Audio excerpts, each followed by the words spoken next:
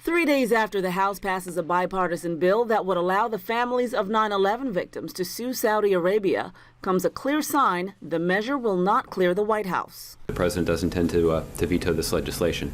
This law actually opens up the United States to risk of being hauled into court in countries around the world.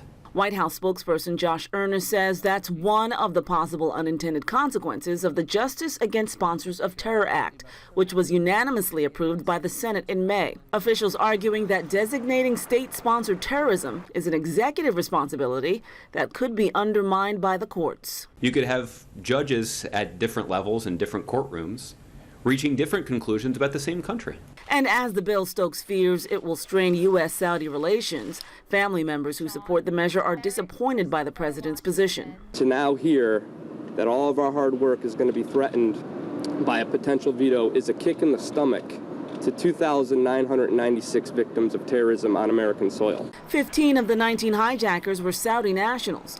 Advocacy groups say they should have the right to go after a country they believe helped terrorists.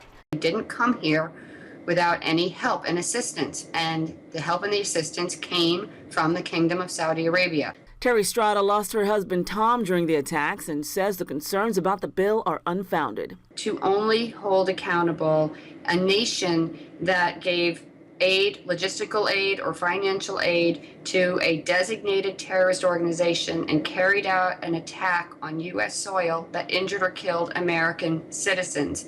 That is all this bill does. So far, U.S. investigations have not found a link between the attackers and the Saudi government. Bill supporters say they'll be working to get the votes needed to override a veto. Lori Chung, New York 1.